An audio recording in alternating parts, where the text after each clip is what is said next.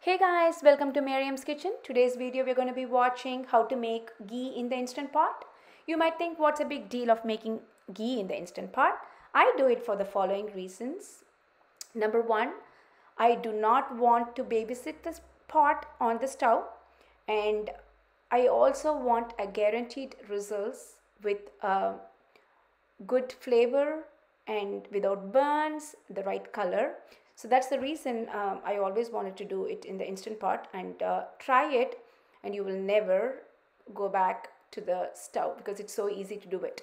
So today I'm taking Kerrygold pure Irish butter, which is unsalted, and this is from grass-fed cows.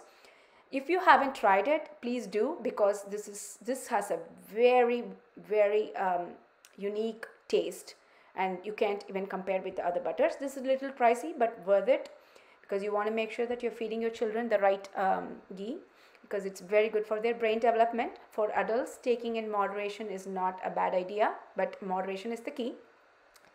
I put on saute and wait for exactly 2 minutes till it gets heated, and then I'm putting in this butter. Today this is 8-ounce butter.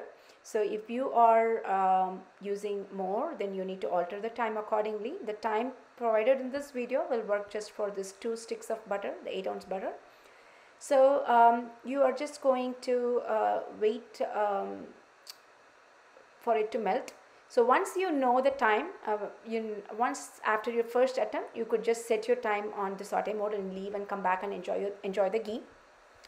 So I'm letting it to melt, and then so the key in here is to let this white froth out, because we don't want it to spoil if you complete it now, because we want this to be clear liquid. So I'm just waiting for that, and then I see that it's like slowly getting, and it's all completely gone right now. So this is exactly like 5 to 6 minutes after I put in the butter. I had this solution of I made with yogurt and water and little salt and curry leaves in it. It gives a unique flavor as well. And my mom used to do it, and she used to do the moringa leaves in India.